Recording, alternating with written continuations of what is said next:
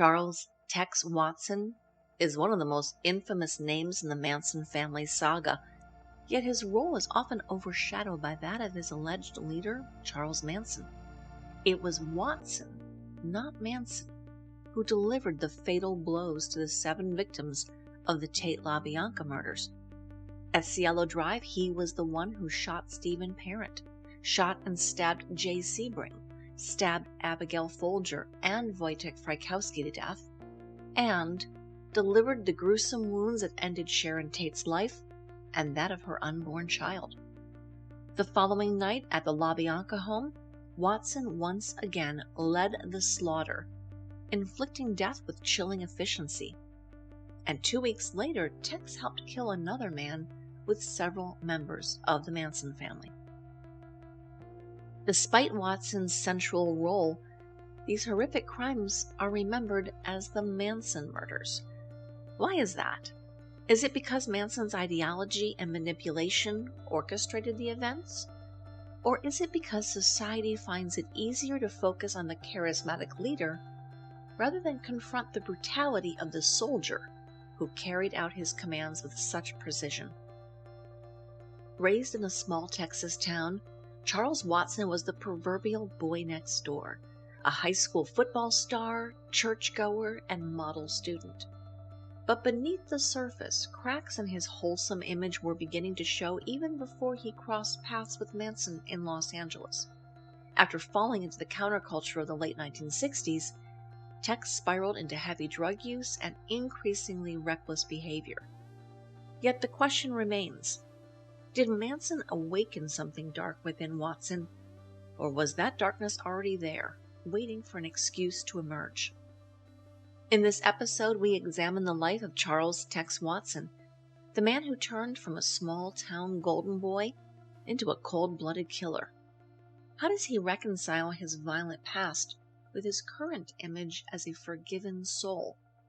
And should society view his redemption with skepticism? Or is there truly a path to salvation for someone responsible for such heinous acts? Someone who told his victims that he was the devil itself.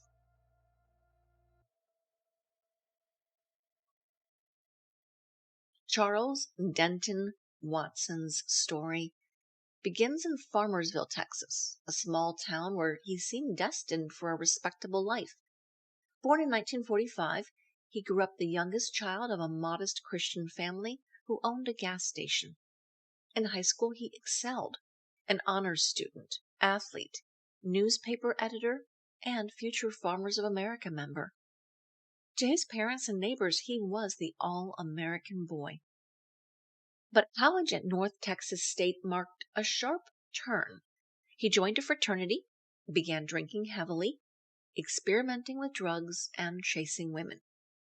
A juvenile prank, breaking into his old high school to steal typewriters during a fraternity initiation, hinted at a willingness to flout rules for thrills.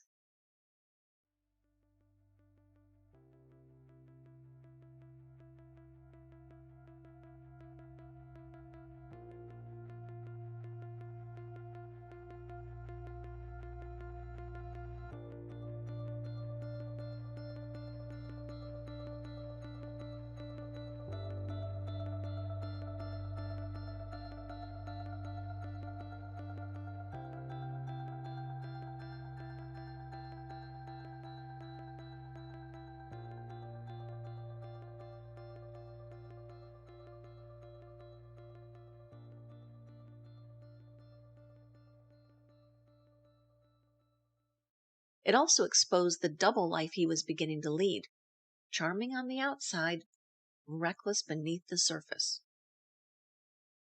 By 1967, Watson was working at Dallas's Love Field Airport, using his Braniff Airlines job to fly regularly to Los Angeles.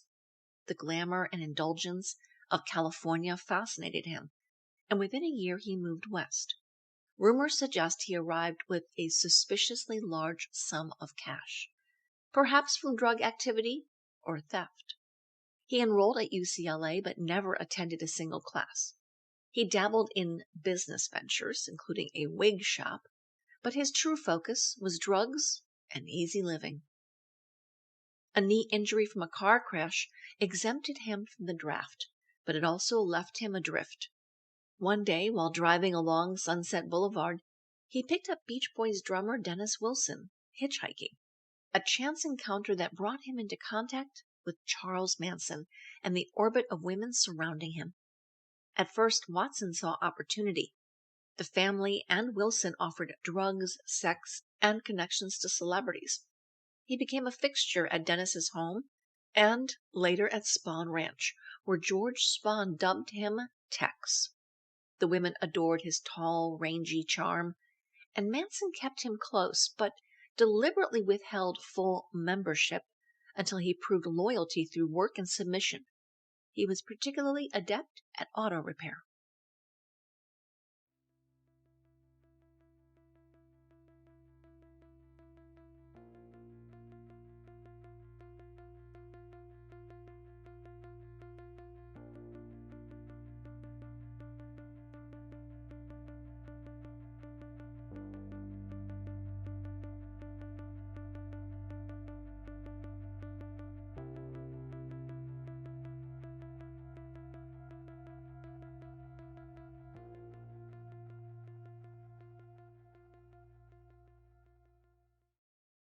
Watson, however, was never truly a devoted disciple of Charlie's philosophies.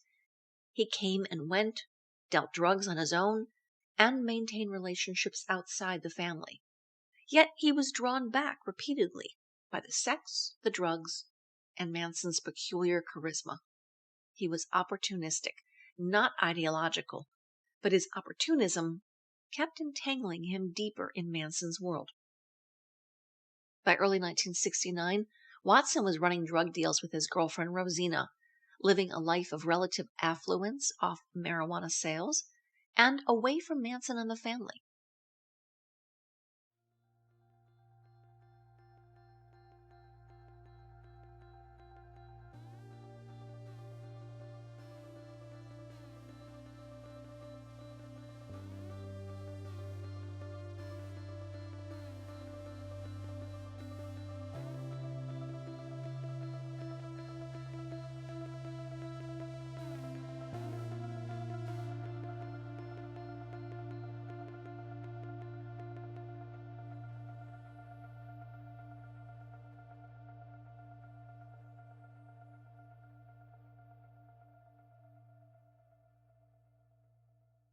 But his ambitions outpaced his abilities, and he returned to Spahn Ranch and the family that spring. In April, Tex was implicated in the robbery of drug dealer Joel Rostow, where he and an accomplice tied up Rostow and his girlfriend before Watson allegedly shot Rostow in the foot during the escape. Later that same month, he nearly killed himself after chewing raw belladonna root at Spahn Ranch, an incident that left him jailed on a public disturbance charge, hallucinating, and permanently rattled.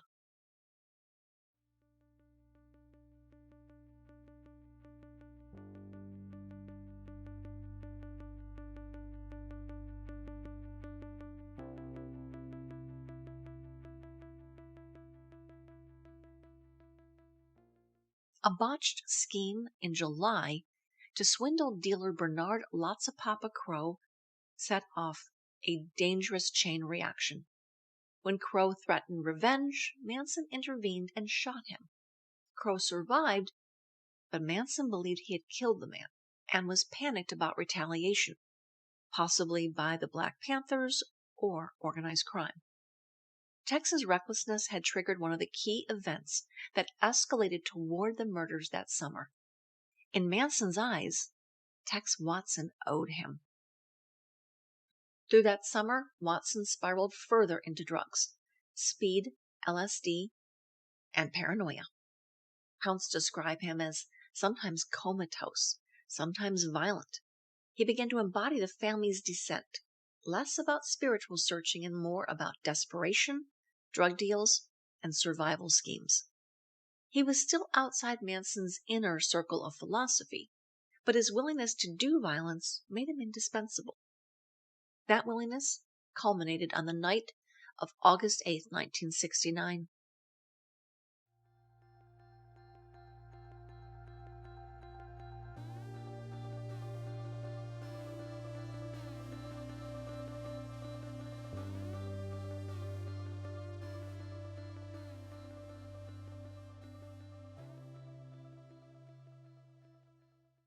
Accounts differ on whether Watson or Manson first suggested Cielo Drive, but all agree that Watson led the group, Susan Atkins, Patricia Krenwinkel, and Linda Kasabian, to the home once rented by record producer Terry Melcher. Watson knew the property from earlier visits, and he carried out the plan with chilling command. He cut the phone lines, scaled the fence, and then unleashed the night of horror that left Sharon Tate, Jay Sebring, Abigail Folger, Wojciech Frykowski, and Stephen Parent dead.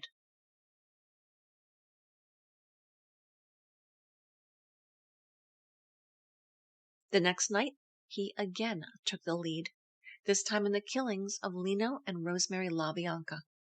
Even as others wavered, Watson's role was clear. He was the family's executioner, the one who turned Manson's rhetoric into action. It didn't matter whether he believed in helter-skelter. It mattered that he was willing to kill, for whatever reason, again and again and again and again. In the weeks that followed, Watson participated in the killing of ranch hand Donald Shorty Shea, retreated with other family members to Death Valley, and eventually fled back to Texas. His parents were stunned at the withdrawn, volatile young man who returned home. But to them he still seemed redeemable. They were shocked when, in November 1969, he was arrested at his family's home. His own cousin, a deputy sheriff, served the warrant. Watson fought extradition to California for nearly a year. During that time, he lived in relative comfort in a Dallas jail, his mother cooking his meals, his cells outfitted with records and a stereo. He even attempted a hunger strike once extradition became inevitable, presenting himself in court as frail and diminished. It was a performance intended to mirror his legal strategy, diminished capacity. When his trial finally began in August 1971, Watson appeared clean-cut, short-haired, and dressed like a college student. He claimed he had been dominated by Manson, a mere pawn who lacked the will to resist. But witnesses, including Linda Kasabian, Paul Watkins, Brooks Poston, and Diane Lake, painted a different picture. A man who was not just present, but active, decisive, and brutal. Bugliosi dismantled Watson's insanity defense on cross-examination, showing the jury that he was not an empty vessel, but a calculating participant. Watson himself admitted to stabbing or shooting 6 of the victims, although he tried to distance himself from Sharon Tate's death. Ultimately, the jury saw through him, and finally he admitted that he alone had stabbed the blonde mother-to-be. Watson's trajectory reveals a man less brainwashed than weak-willed and self-indulgent. He was not ideologically committed to Manson's apocalyptic visions. He was a thrill-seeker who wanted drugs, money, women, and the lifestyle of Hollywood elites. His opportunism, willing to cut corners, steal ideas, exploit women, and betray friends, ultimately made him the perfect instrument for Manson's violent ambitions. Unlike some family members who sought belonging or spiritual answers, Watson had already tasted middle-class success, then squandered it. What he lacked was not opportunity, but substance. He drifted toward Manson because the family offered him everything he craved without requiring him to work for it. And when Manson demanded murder, Watson obliged, stepping into a role that would forever define him. Not just a follower, but the family's executioner. On October 12, 1971, the jury convicted Watson of 7 counts of first-degree murder and 1 count of conspiracy to commit murder. Just a week later, they found him sane at the time of the crimes. On October 21st, he was sentenced to death in the gas chamber, and in November, he arrived on death row at San Quentin. But the sentence didn't last. On February 18, 1972, the California Supreme Court ruled the death penalty unconstitutional. All existing death sentences, including Watson's, were automatically commuted to life in prison with the possibility of parole. For the families of the victims, who had only just begun to process the convictions, it was a bitter blow. The man who had wielded the knife and gun at Cielo and Waverly would now be eligible, however unlikely, to walk free someday. Watson spent the 1970s adapting to prison life.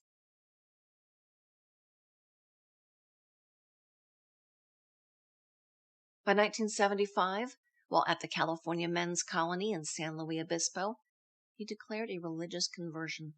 He had accepted Jesus, he said, and was a new man. That same year, he became technically eligible for parole. No one believed he'd get it, but the calendar now offered him regular hearings, a reminder to the families that his freedom was always on the table. In 1978, he published Will You Die For Me with Chaplain Ray Hoekstra. The book reframed him as a redeemed sinner, someone who had fallen under the sway of Manson but been forgiven by Christ. For evangelical audiences, it was powerful.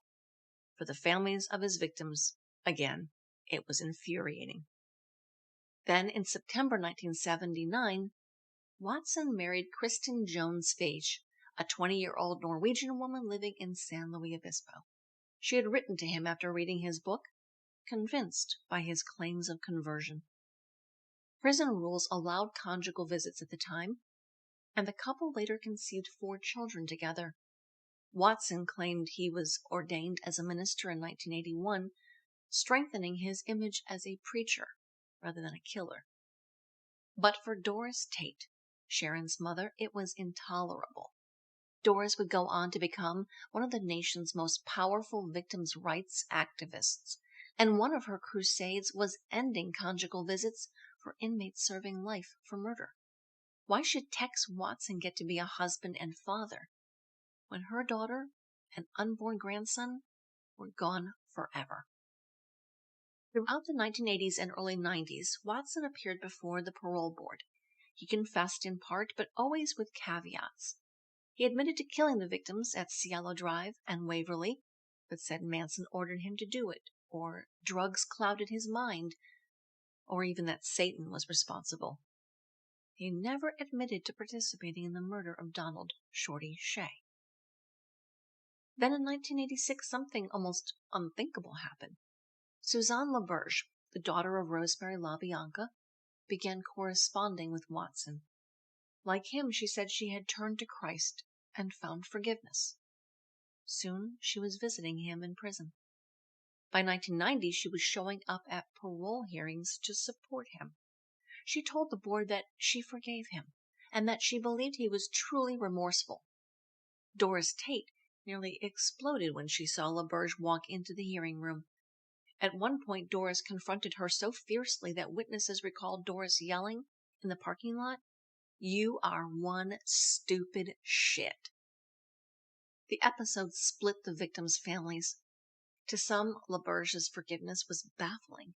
To others, it looked manipulative, as though Watson was using the daughter of one of his victims as a prop for parole. In 1993, Watson was transferred to Mule Creek State Prison in Ione, California. Prison staff at the men's colony had grown frustrated by how much he had turned his ministry into a personal enterprise, even commandeering office space. At Mule Creek, psychiatric reports called him a walking time bomb, suggesting his calm exterior masked hostility.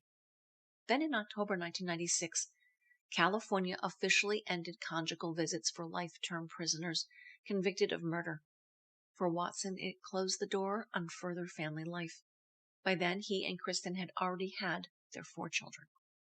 In 1997, he launched aboundinglove.org, his prison ministry website, which remains active to this day.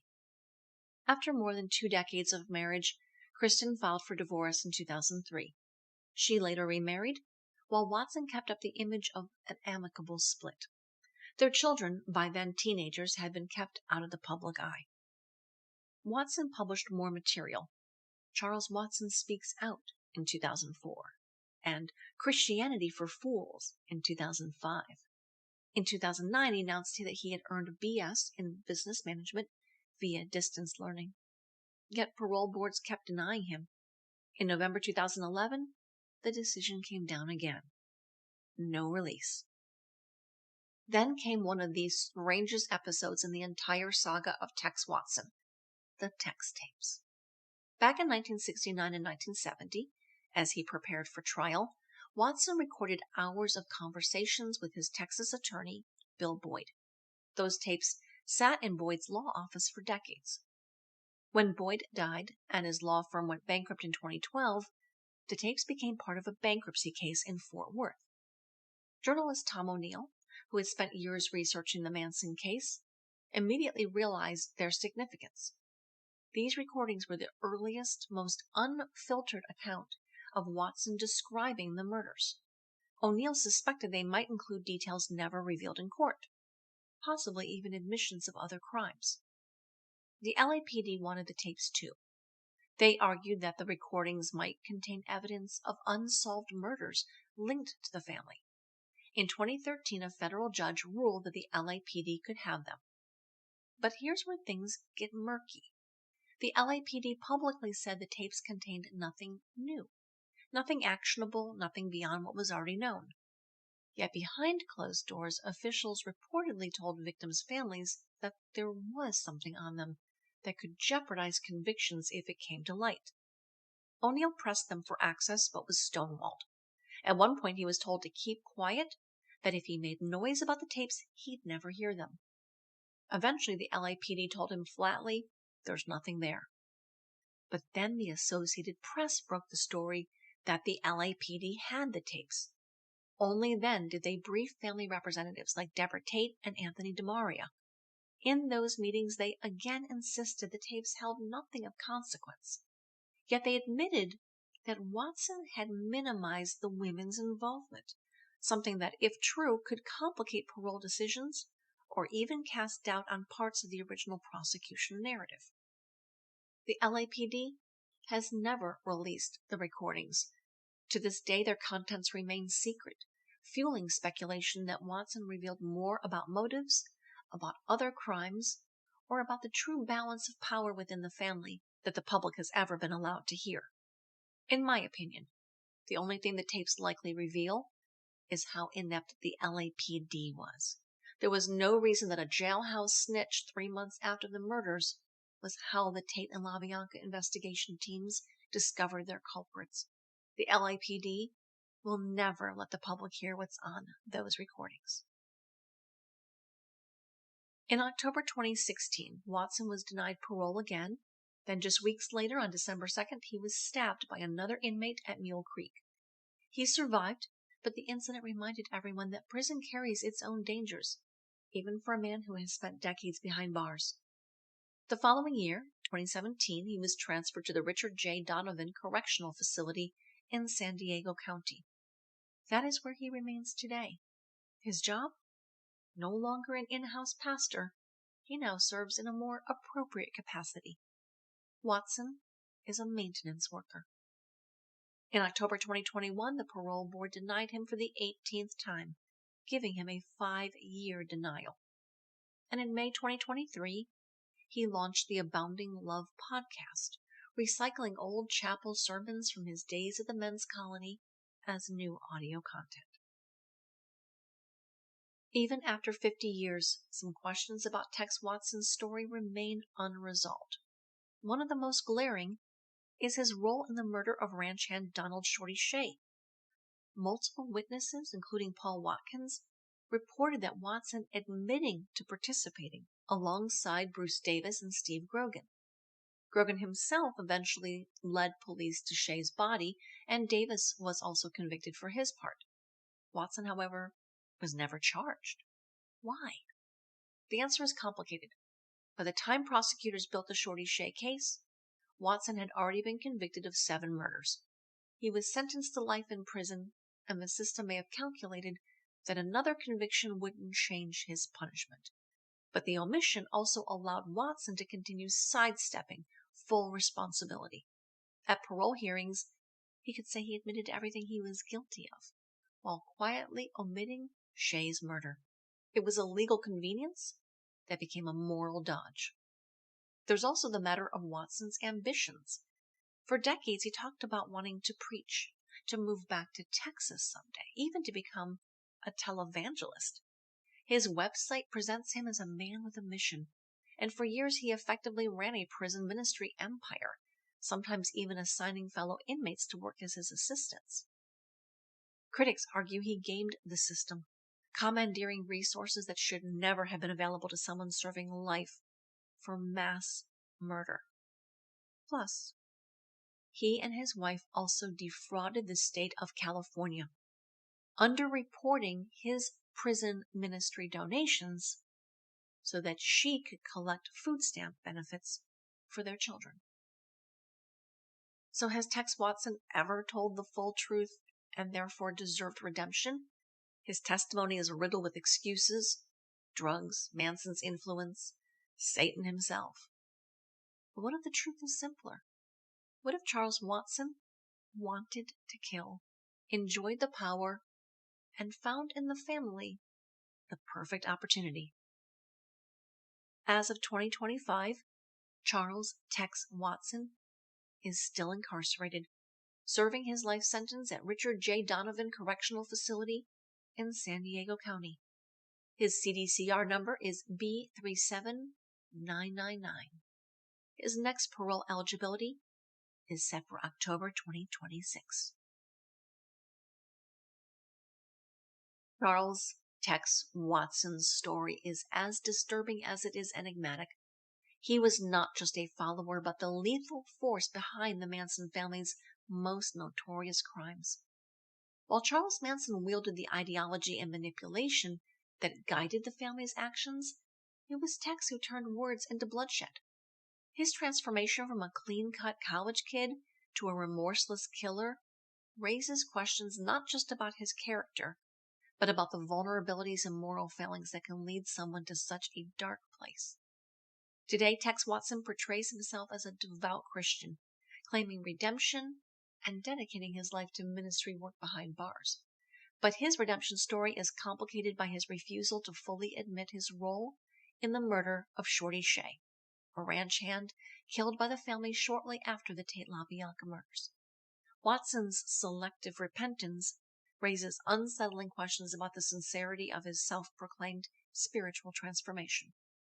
True atonement requires full honesty and accountability, qualities Watson has yet to demonstrate. As we look back at the events of 1969, it is clear that the Tate-LaBianca murders were not just the work of a single man's ideology, but a group's willingness to carry out unthinkable acts. And among that group, Tex Watson stands out as the one who wielded the knife. His story is a cautionary tale about the dangers of unchecked charisma, the fragility of morality under pressure, and the devastating consequences when individuals abandon their humanity.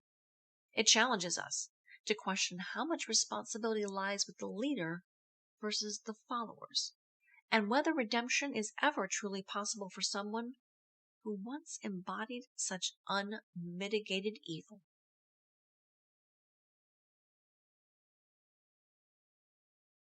Of all the members of the Manson family, few stand out as vividly as Lynette Squeaky Frome and Sandra Good.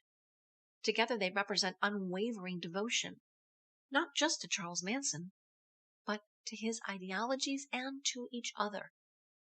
Their loyalty, which began in the late 1960s, has remained unbroken for more than 5 decades. Lynette, a fiery redhead, met Manson as a vulnerable 18-year-old cast out by her parents.